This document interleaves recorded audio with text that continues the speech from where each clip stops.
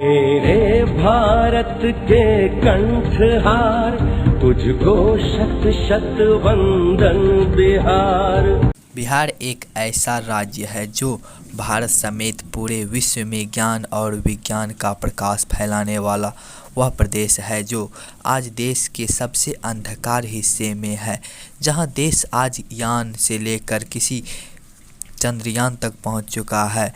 आज किसी का भी ध्यान बिहार तक नहीं पहुंचा है, जहां अभी भी चाणक्य जैसे गुरु और चंद्रगुप्त जैसे शिष्य तो हैं, लेकिन उनका कोई भविष्य नहीं है।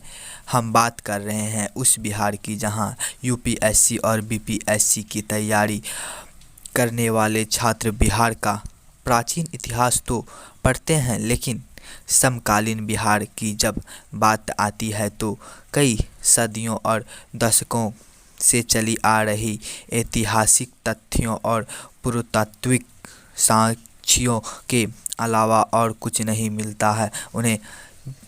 जहां देश की तीसरी सबसे बड़ी जनसंख्या और देश का सबसे बड़ा जनसंख्या घनत्व हो, अगर वह यहाँ शिक्षा, रोजगार और स्वास्थ्य की व्यवस्था ना हो तो 3 ट्रिलियन इकोनॉमी वाले उस देश उस दुर्भाग्य के मान से है।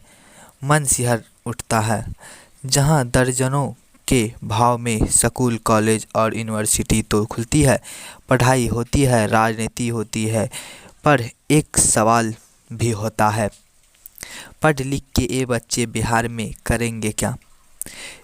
11th-12th के बाद उनके पास विकल्प ही क्या है? यही टेंशन होता है। प्लेसमेंट कहाँ मिलेगा, क्योंकि यहाँ नहीं तो कोई आईटी हब है और ना तो कोई स्टार्टअप है।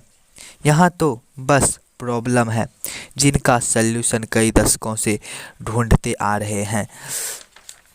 घर से बाहर होकर जब ये प्रताप भाई दूसरों जगहों जाते हैं तो घर वाले के साथ साथ उसका गांव, जवाहर प्रदेश भी छूट जाता है। नौकरी तो कहीं ना कहीं मिल ही जाती है, लेकिन उनका दिल कहीं ना कहीं भटकते रहता है अपने गांव प्रदेश में। बिहार में पलायन का आलम यह है कि हर दूसरे दिन किलो के भाव में लोग गांव छोड़ रहे हैं। ट्रेन में उतनी सीटें तो की संख्या नहीं होती जितनी गेट पे वेटिंग लिस्ट के टिकट लेकर लोग खड़े रहते हैं।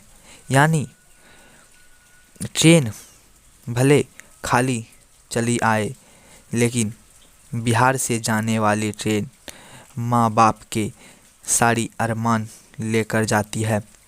सच ये है कि जो एक बार यहाँ से चला जाता है वो दोबारा लौट कर नहीं आता है। अगर आता भी है तो NRB बन कर आता है, मतलब नाउन रिक्वेस्टेड बिहार।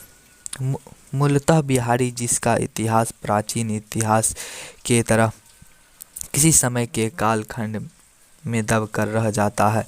बिहार को बदलने वाले खुद ही बदल जाते हैं। क्या कहें कि हर दिन आए दिन IAS IPS टॉपरों की लिस्ट निकलती है, पर सवाल ये है कि ये IAS IPS टॉपर निकल कर जाते कहाँ हैं? वो आपस अपने बिहार क्यों नहीं आते हैं? जिसे मिट्टी से वह फले फूले हैं, उनको अपनी जड़ें याद क्यों नहीं आती है? अनुमानतः शिकायत करना बहुत आसान है, लेकिन उस पर उसको ठीक करना बहुत मुश्किल है। और हाँ, पलायन उतनी बड़ी समस्या नहीं है जितनी बड़ी पलायन वेग से अपनी जड़ जमीन को छोड़कर वापस अपनी गुरुत्व में नहीं आने का। एक चिड़िया भी अपने छोटे से घोंसले में रहना पसंद करती है, सुखी से रहती है, लेकिन हम तो इंसान हैं, उसे कोई अपने ज़मीन को छोड़कर कहाँ जाए समझ में नहीं आता है। ये पलायन कब रुकेगा? हम अपने घर माँ बाप को छोड़कर कब तक देश प्रदेश जाते रहेंगे? क्या बिहार में पलायन ही एकमात्र विकल्प है? समझ में नहीं आता हमारी प्रतिभाओं का बिहार सरकार क्यों नहीं उपयोग कर रही है। एक तो वैसे ही बिहार में स्टार्टअप कोई कंपनियां नहीं आना चाहती है। ऐसे में हम बिहारी लोग भी बिहार से न रहे तो यहाँ रहेगा कौन? अपने बिहार में इतिहास तो दिया है, लेकिन उस वर्तमान का क्या जिसमें हमारा भविष्य ही खतरे में हो।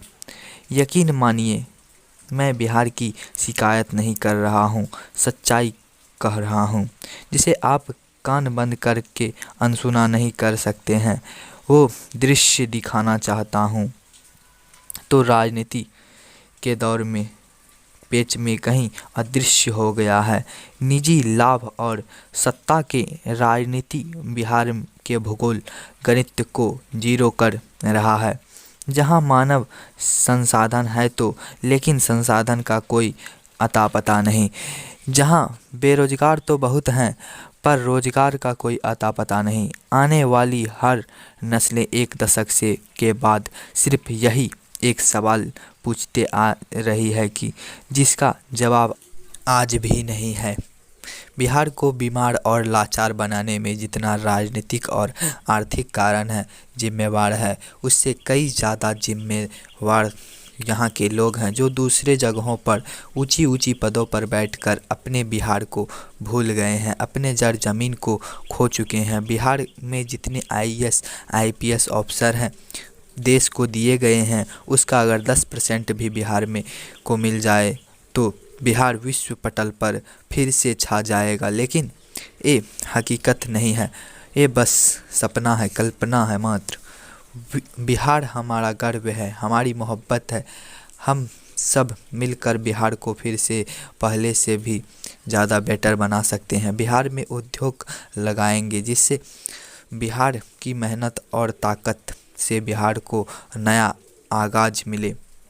बात 90 की दशक की नहीं, बात आज की, बात उस नए कल की जो फिर से नालंदा विश्वविद्यालय को खड़ा किया जाए। बात होगी अब उस प्रकाश की जो फिर से जयप्रकाश।